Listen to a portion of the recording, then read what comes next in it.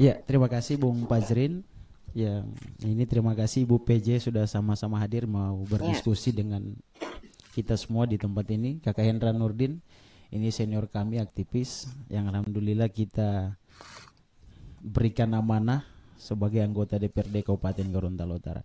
Kalau saya Ibu PJ Bupati, Ya. sebenarnya cara kami aktivis ingin berkenalan dengan pejabat memang caranya mengkritik, Bu. Ya. Karena kalau tidak dikritik kadangkala juga pejabat ini suka-sukanya. Jadi kalaupun kami mengkritik sebenarnya bentuk kasih sayang anak terhadap orang tua. Kan kira-kira begitu. Tapi kalau mulai dapat lihat di situ juga kalau orang tuanya tidak respect terhadap anak-anaknya. Sehingga ya terima kasih akhirnya Ibu ketemu dengan saya. Ini pertemuan pertama Kakak Pacrin. Sudah 1 tahun lebih berada di pemerintahan ya. Kita hari ini bertemu dan ya salam kenal Bu. Mudah-mudahan ini diskusi menjadi hal yang bermanfaat untuk masyarakat. Kalau saya dari teman-teman aktivis mungkin Kakak Pacrin kita lebih umum karena semua maghrib. Saya pertama dari sisi perencanaan aja Bu. Kita berharap perencanaan di Gorontalo Utara ini harus dipastikan dulu seperti kita merasa memiliki rumah tangga Bu. Jadi menurut saya begini, ibarat kita berumah tangga, mestinya kita pastikan kebutuhan rumah tangga kita terpenuhi dulu.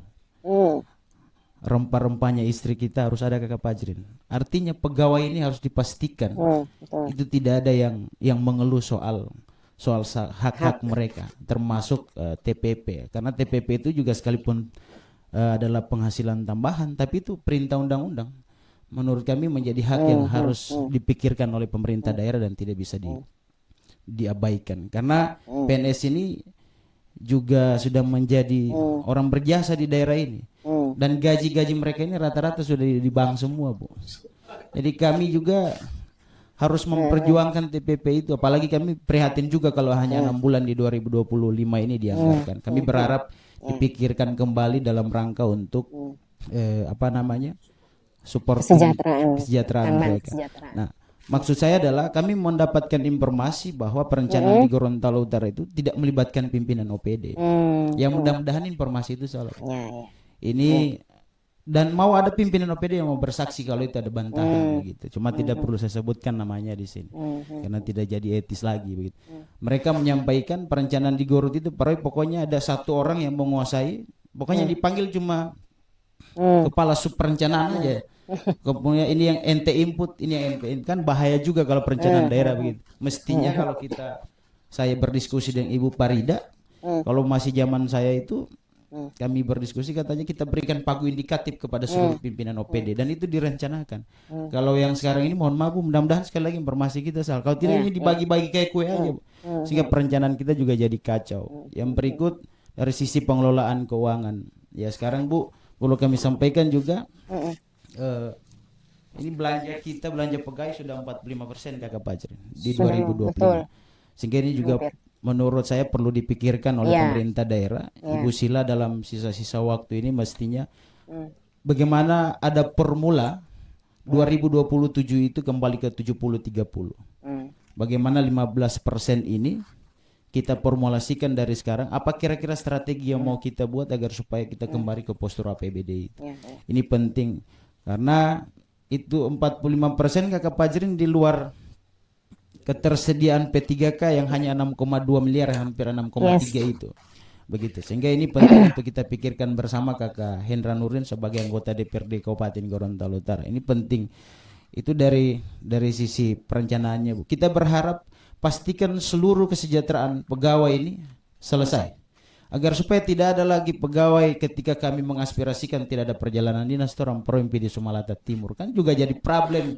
Padahal rakyat membutuhkan kehadiran OPD di lapangan.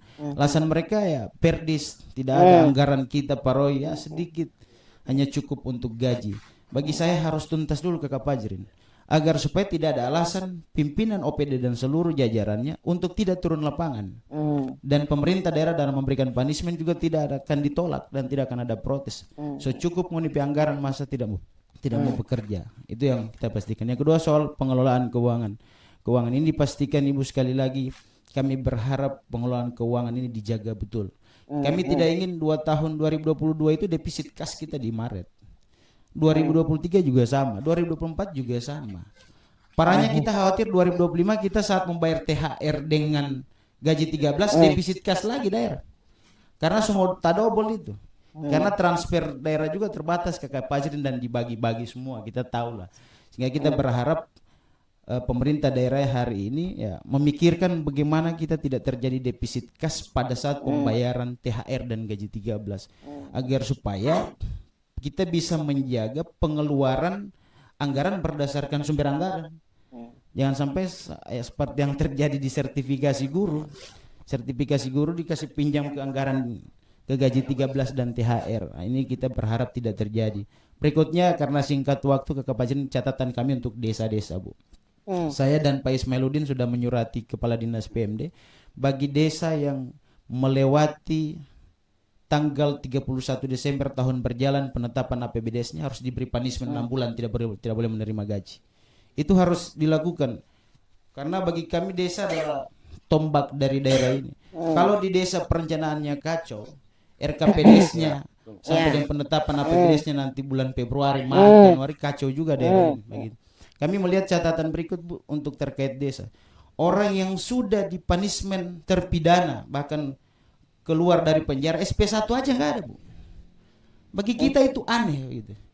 Masa orang TGR tidak ada SP1 kepada kepala-kepala desa. Sehingga Kakak Fajrin juga kepala desa cuek, pusing amat, tidak ada DP punishment dari kepala daerah kan begitu. Ini juga olehnya bagi kami punishment itu penting agar supaya pemerintah daerah taat asas terhadap peraturan undang-undang desa yang ada, Bu. Ini harapan kami. 3 catatan ini yang paling penting karena sebenarnya banyak, Bu, sehingga kita berharap perencanaannya diperbaiki, kemudian pengelolaan keuangannya juga dirasionalisasi sebaik mungkin. Yang terakhir soal desa, Bu. Desa ini tolong didorong. Saya yakin kalau desa berjalan bagus dengan anggaran yang ada hampir miliar, saya yakin program pemerintah daerah terbantukan. Mungkin ini pengantar dari saya, Kakak Fajrin. Terima kasih. Bagi saya, Ibu, mudah-mudahan di bulan Maret itu kita tidak defisit kas lagi. Insya Jadi Allah. kita berharap agar supaya Ibu, kalau tadi cuman berapa kali lipat Ibu pahala, kalau tidak terjadi defisit, insya Allah Ibu masuk surga. Kita doakan. Karena kadang-kala biar ada berpahala belum tentu masuk surga, Bu. Kan kira-kira begitu.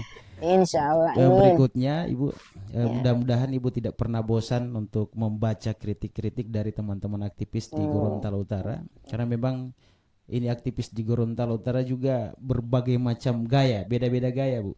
Ada yang pokoknya segala macam cara.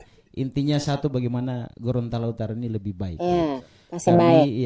Kami pada prinsipnya mengkritik Ibu bukan karena membenci. Tidak ada urusan benci sebenarnya. Apalagi saya dan Ibu tidak pernah baku kenal, baku dapa saja tidak pernah. Sehingga kalau dibilang membenci, ada urusan apa saya dan Ibu kalau harus membenci Ibu. Tapi bagi kami kritik ini harus kita sampaikan dalam rangka untuk perbaikan Gorontalo Utara ke depan. Bagaimana rakyatnya bahagia, kemudian PNS, ASN-nya juga tertawa karena kesejahteraan mereka dijamin. Itu paling penting agar supaya sekali lagi tidak ada ASN yang beralasan orang tidak ada perjalanan dinas. Tidak ada ASN yang beralasan orang PTTP. Bagaimana orang Paroi mau meningkatkan PAD di Gorontalo Utara, di sisi lain kita orang punya kebutuhan tidak dipenuhi.